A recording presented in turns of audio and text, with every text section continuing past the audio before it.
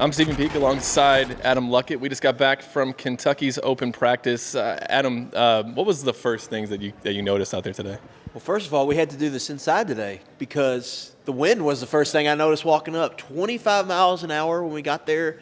I don't think I'm crazy. Gusts maybe up to 40. I mean, it was a crazy weather day. Beautiful day, really. 65 degrees. It was a great day to watch some football, but the weather was and it had a big impact on today.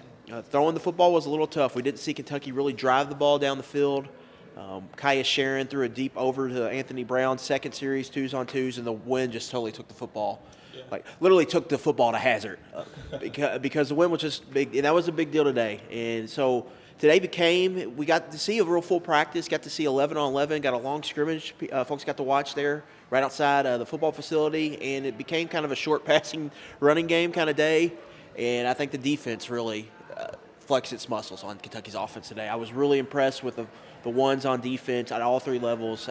I've got eyes on this team twice now. We had an open practice last week, open practice today, and the defense has really, really impressed me to this point. I think they got playmakers at all three levels. It starts with Deion Walker, but even in the secondary, Andrew Phillips is a guy I've been really impressed with. Jordan Lovett, really impressed with, and they just made a lot of plays today, and they were the side that I think if you were going to tag a winner out of this, I think the defense is the one that won the day. And after the practice, we heard Mark Stoops really just, we're really stout up front. Our pass rush is better.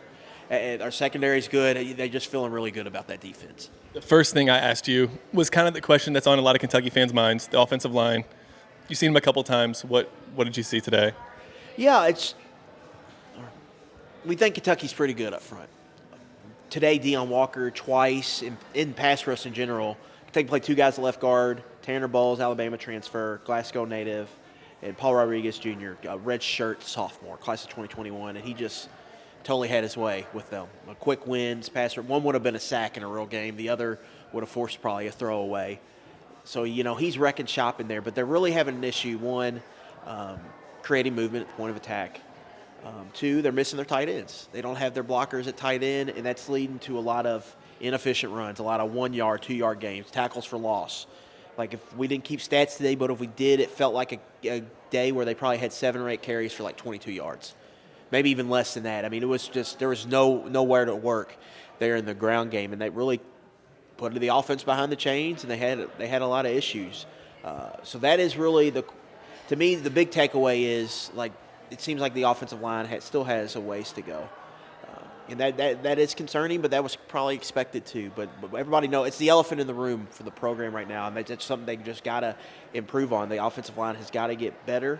But we do need to give the flowers to the defense some too because they played really well. But they're also without Khalil Saunders didn't play. He's out for the spring, and he's going to be one of their better players, I think, up front. So I wanted to see a little bit more, especially when we heard Mark Stoops talk about last week. He goes in his tangent, talks about how we can't run the football.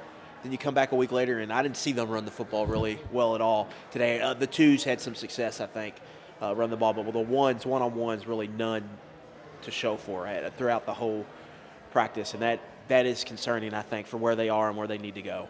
What did you see from Devin Leary? He had a couple good throws. Obviously, the wind kind of made it to where we couldn't really see everything, but what were your thoughts on Devin? First series of the game, it was like the third or fourth play. They go ball, Dane Key versus Maxwell Hairston down the sideline right in front of us.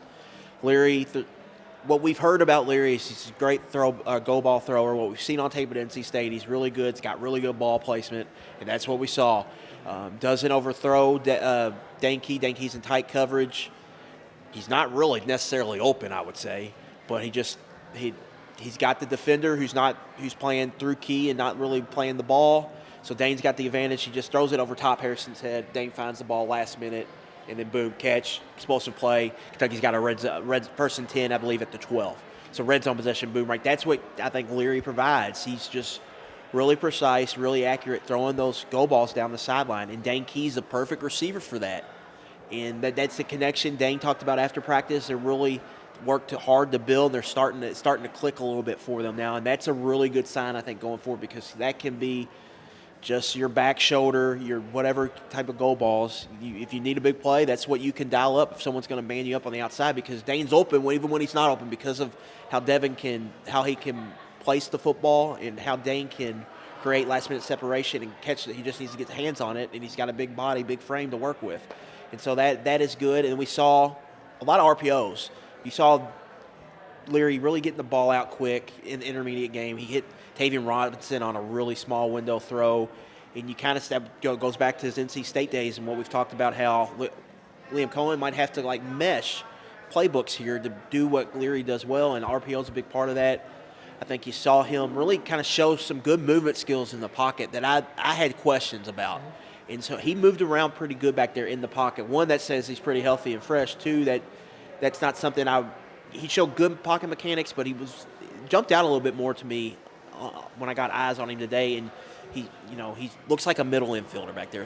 He looks like a guy that's able, like he's like turning a double play in baseball, where he can really kind of flip his hips, get open, and he can change arm slot angles and really throws the ball and throws it accurately, I think, from those different angles. So Leary's not like, I don't have he looks the part. The question is, what does the offense look like when they get these tight ends? We just don't know. And two, like, how much better is the offensive line? Like, that's the elephant in the room I think we're really at right now. I think you should feel really good about where Kentucky is on defense.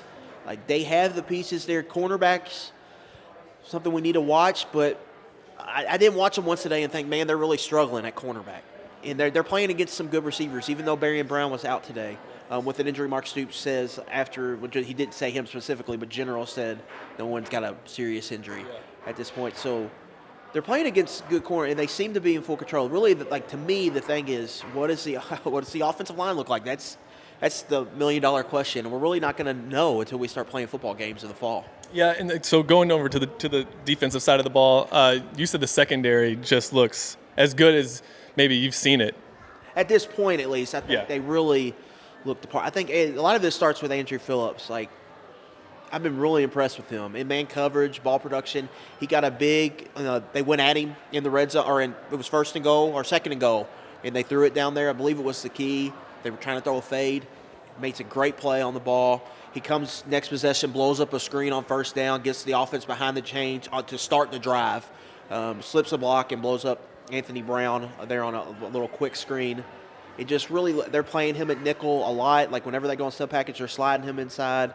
And he's just a guy I think they really got a lot of confidence in. And then Zion Childress has been kind of the talk of spring ball. He looked good today. And then Jordan Lovett, it's always flashing and making plays there at free safety. So combination of that, and they got bodies at cornerback. Like, I think they're going to be able to figure out cornerback because they brought in some transfers. They got some older guys in there who have played some. And so they're just in a good spot there. And the way Kentucky plays defense, they know who they are. They know who our identity is, and they're big and stout and long up front. They got linebackers that can make plays in between the tackles, and they got safeties with range, and they're flexible there in the defensive backfield. So there's just a lot of good things I think to like about the defense. Are there any? We talked about a hole on maybe on the offensive side. Is there anything on the defensive side that you see that maybe a cause for concern? Anything? Yeah, linebacker depth is worrisome, and that's something we've talked about after De'Aaron Jackson and Trevor Moss. There's a pretty big drop-off, in my opinion. And so what happens if one of those players gets banged up? That is a question, and that's a position that we've seen get banged up consistently. So what do you do there? Do you go and visit the transfer portal? That's, to me, the big thing that stands out as far as the defense is concerned at this point. Anything else that you took from open practice today? I mean, we got to see some of the kickers kicking with the wind at their backs. That helps a little bit. Is there anything else that you noticed? I just think the fan turnout was really strong today. Props to the fan. Like, football's fun. People like to watch football, so you get an opportunity to do this. It's unfortunate that we didn't have a spring game, but a really good turnout, really strong fan turnout today. People are excited about football season. It's as us as American citizens typically get, and so it was good to see just to have people and some extra energy there in at the practice fields, and I think the players and they appreciated that too. So it was good just to get back in like a real football setting. Like, it was good to see like a real scrimmage, like a real football, and have fans, and that felt good just to be back. There's some pop from the fans too on some of the big plays. That was cool. The Dane Key got probably the biggest one. The Andrew Phillips TFL got a big one. So And then Destin Way made some good throws, I thought, in the last drive with the twos. Hit Kamari Anderson up the seam, barely missed on a goal ball to Anthony Brown. He had a really good – I mean, you could argue that was the best drive of any quarterback all day, was the one Way put together at the end of scrimmage. So really good things. And, spring's wrapping up here. Now we're getting the real off-season mode, previewing the season. And just to go back to the big thing we're all staring at and we're all looking at, it's just like, how can the offensive line improve? How can they get better? And that's something I don't think the spring eliminated that at all. I think that's still going to be a huge talking point and focus point for everybody moving forward.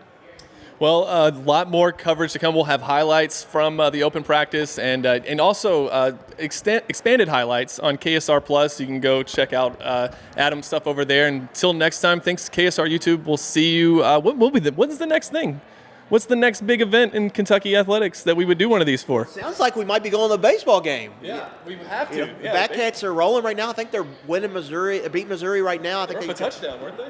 I saw they put a 4 or 5 spot in the first inning, so they're about to win their 3rd consecutive SEC series. So, hey, see you at Kentucky Proud Park. Yeah, see you there.